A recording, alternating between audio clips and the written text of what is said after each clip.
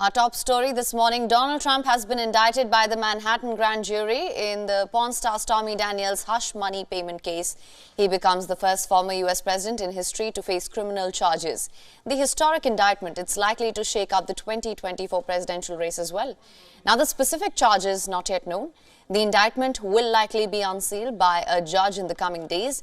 These charges come after a years-long investigation into a payment made by Trump's personal lawyer to porn star Stormy Daniels ahead of the 2016 presidential election. Trump, however, denies all wrongdoing in connection with the payments. Manhattan District Attorney Alvin Bragg's office has said that it has contacted Trump's lawyers to coordinate his surrender for arraignment in New York. Surrendering for arraignment would usually involve being fingerprinted and photographed and potentially even handcuffed. Donald Trump, who's making another run for the White House, has slammed this indictment. He's called it political persecution and election interference at the highest level in history.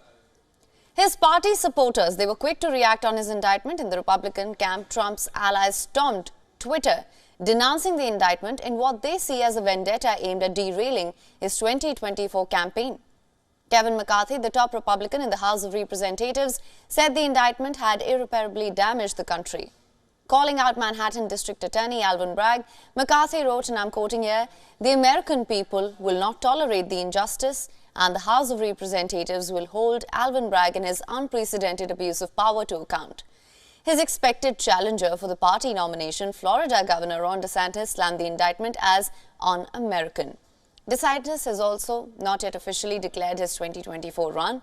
However, opinion polls suggest many Republican voters are looking for an alternative to Donald Trump. Meanwhile, Stormy Daniels took to Twitter to thank her supporters. Daniels has maintained that she received the money in exchange for keeping quiet about a sexual encounter she had with Trump back in 2006. The lawyer for porn star Clark Brewster also tweeted that the indictment of former President Donald Trump shows that no one is above the law. He stated, and I quote here, "The hard work and conscientiousness of the grand jurors must be respected. Now let truth and justice prevail."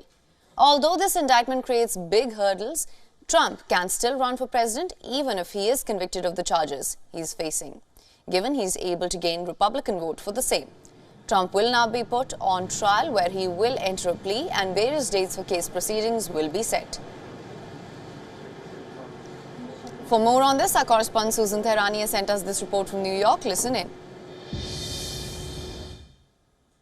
The grand jury returned the indictment of Donald Trump after a vote on Thursday, kickstarting the process that will bring the former president back to New York to face charges. The indictment is sought by the district attorney's office here in Manhattan, Alvin Bragg, and is not public.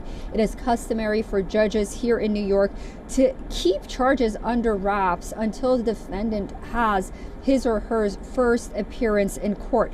Prosecutors notified Donald Trump's lawyers after the indictment on Thursday, and those lawyers issued a statement saying that he did not commit any crime. "We will vigorously fight this political prosecution." President Trump himself shortly after released his own lengthy statement, in part saying that the Democrats had done the unthinkable, indicting a completely innocent person in an act of blatant election interference. This case brought by Alvin Bragg, who is a Democrat, is anything but a sure bet. First of all, it will be a lengthy process, and second of all, there is no guarantees. Susan Tehrani reporting from New York for WION World is One. WION is now available in your country. Download the app now. Get all the news on the move.